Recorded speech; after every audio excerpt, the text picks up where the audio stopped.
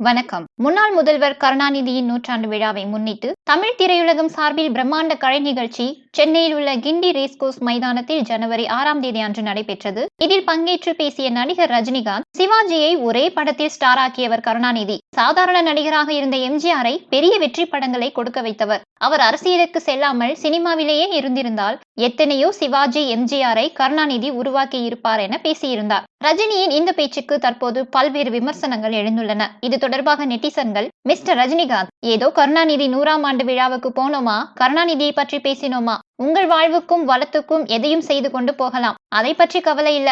ஆனால் எம்ஜிஆர் சிவாஜியையே உருவாக்கியது கருணாநிதி தான் என பேசியது உங்களுக்குள் ஏதோ சிஸ்டம் சரியில்லை என நிரூபணமாகிறது. எம்ஜிஆர் பற்றி நான் சொல்ல போவதில்லை, அது திராவிடத்தின் இன்னொரு கூறு, அதை அவங்க பார்த்து கொள்ளட்டும். ஆனால் சிவாஜியை உருவாக்கியது கருணாநிதியா? படத்தை உருவாக்கியது, இயக்கியது, கதை எல்லாம் எவரோ செய்தது. வசனம் மட்டும் சம்பளம் வாங்கி எழுதியதால் சிவாஜியை உருவாக்கி தந்து விட்டாரா? அப்போ கருணாநிதி வெற்றி சித்திரம் எவை? கருணாநிதிக்கு புகழ் வந்ததே பராசக்தி மூலம்தான். அதன் பின் மனோகரா உச்சம் தொட்டது.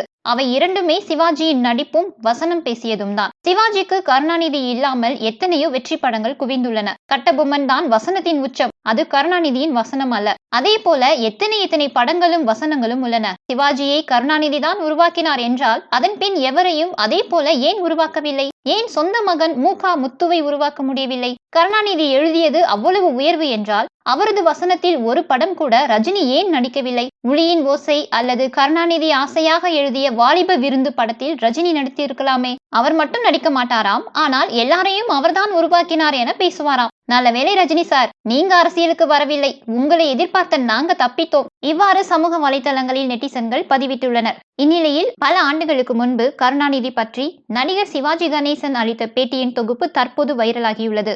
அதில் கருணாநிதி இப்போது என்ன பேசுகிறார் என்பது அவருக்கே தெரியாது. என்னையும் எம்ஜிஆரையும் கருணாநிதி தனியாக விமர்சனம் செய்கிறார். எங்களை தனிப்பட்ட முறையில் தாக்கி பேசும் அவசியம் அவருக்கு வந்துவிட்டது. நடிகர்கள் அரசியல் பேசலாமா என்று கேட்கிறார். கருணாநிதி மட்டும்தான் அரசியல் பேச வேண்டும் என்றால் அவருக்கு என்ன கொம்பா முளைத்திருக்கிறது? அவர் வசனத்தை நான் பேசியதால் தானே கருணாநிதிக்கு பெருமை ஏற்பட்டது.